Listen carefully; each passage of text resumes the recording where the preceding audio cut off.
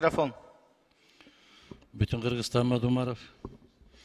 Урматтуу кесиптештер, ар кандай маселеге чыкчы меселе мен азыр чыгууга мажбур болуп турам. Кечээ мына президент Алмаз Шаршенович боштондукка чыкты, куттуу болсун, тууган уруктарын, жора жолдошторун куттуктайбыз. Маселе мына ошол мезгилинде кабыл алынган чечимдерде. Эгер ошол чечимдерди кимдер кабыл алган болсо, алардын жоопкерчилигинде турат. Эмнеден улам айтып атам, Алмаз Акунжанович, мен сизге өтө сейрек кайрылам. Бул бир жылдан ашып баратат, экинчи жолу кайрылып атсам керек. Себеп 90 депутат кайрыла берип, сиздин башыңызды көтөртө койбойт. Себеп бүгүн азыр жогорку сот болот саат 2-де. Кара Суу районундагы Кара Суу базары боюнча. Жүздөгөн кызыл китеп алган ишкерлер боюнча.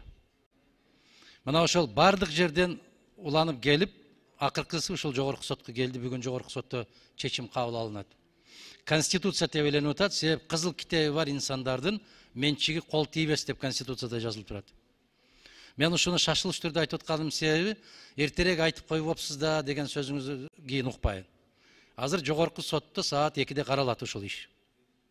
Карап коюңуздар. Карап коюңуздар, себеп жүздөгөн кишилер ушул кызыл китебин алып келип бизге кайрылып атат. Том болуп кетти кайрылуулар. Менден башка да депутаттарга кайрылган болсо керек алар.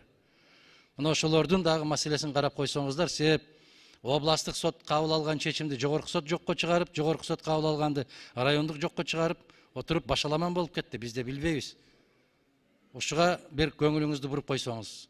Экинчи жолу кайрылып атам, 1 жылдан ашык мезгилдин ичинде. Рахмат. Ийгилик болсун.